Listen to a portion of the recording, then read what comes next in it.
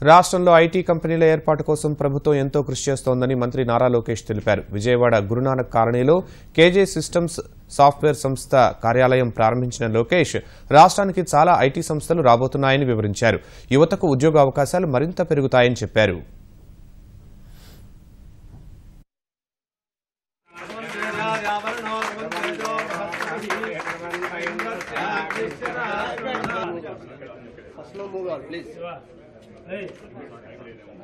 Telugu Desam party 2014లో ఒక నినాదంతో మేము ఎన్నికలకు వెళ్తాం జరిగింది. జాబులు రావాలంటే బాబు రావాలన్న నినాదంతో మేము యువకులందరినీ ప్రోత్సహిస్తాం జరిగింది.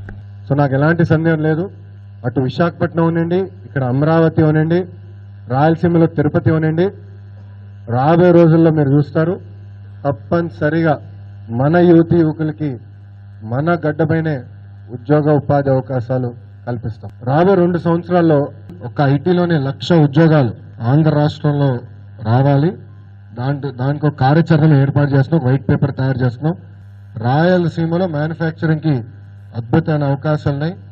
ఈ నెలాఖరు కూడా మేజర్ అనౌన్స్మెంట్స్ రాబోతున్నాయి. పెట్టుబడులు ఒక పక్కన ఎలక్ట్రానిక్స్ మ్యానుఫ్యాక్చరింగ్ అవ్వచ్చు, ఇంకో పక్కన ఆటోమోటివ్ మ్యానుఫ్యాక్చరింగ్ అవ్వచ్చు. ఒక మ్యానుఫ్యాక్చరింగ్ రంగంలోనే 5 లక్షల ఉద్యోగాలు రాబోయే 2 సంవత్సరాలు ఆంధ్ర రాష్ట్రంలో వస్తాయి. దానికి కార్యాచరణ పెట్టుకున్నాం. తొందరలోనే ఆ వివరాలని కూడా మీ అందరికి ఇష్టం జరుగుతుంది. చివరిగా మన రాష్ట్రంలో చదువుకున్న యువకులకి మన రాష్ట్రంలోనే ఉద్యోగాలు ఉపాధులు వస్తాం ఖాయం. దానికి ఎలాంటి సందేహం లేవు.